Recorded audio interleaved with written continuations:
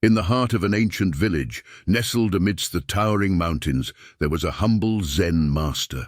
Known far and wide for his wisdom and tranquility, people flocked to him seeking guidance. One day, a young traveler arrived in the village, his eyes brimming with sorrow. Seeing the master sitting beneath a leafy tree, he approached him with a heavy heart. "Master," he said, voice trembling, "I am consumed by sadness. No matter what I do, it seems to linger like a shadow. Can you teach me how to never be sad again?" The master looked at the young man with kind eyes, nodded, and said in a calm voice, "Very well, but first bring me 2 handfuls of salt from the village." Puzzled, but desperate for relief from his sorrow, the traveler did as instructed. Upon returning, he found the master sitting by a serene pond. The master took the salt from the traveler and said, "Now dissolve this salt in the pond." Without questioning, the traveler did as told. When he was finished, the master asked him to taste the water.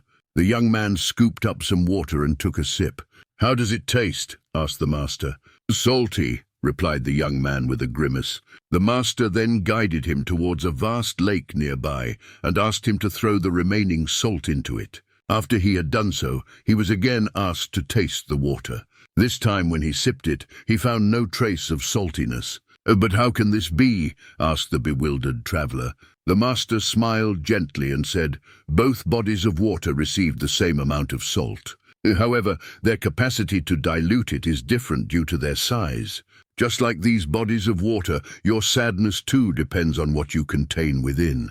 In a small mind focused only on self, every slight, every disappointment, every failure tastes bitter and amplifies the sadness. But in a large mind focused on others, on the beauty of existence, on the interdependence of all beings, every setback is diluted. It becomes part of the flow, a drop in the vast expanse of life's experiences."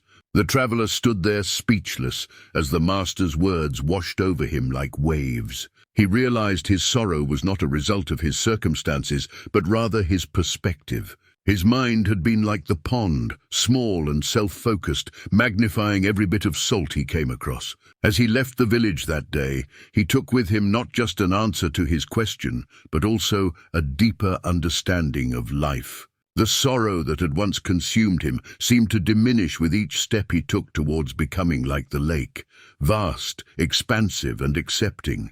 And so he learned the secret to never be sad again, to expand his mind and heart, to embrace all experiences as part of life's rich tapestry, and to understand that no salt is too much for a mind as vast as the ocean.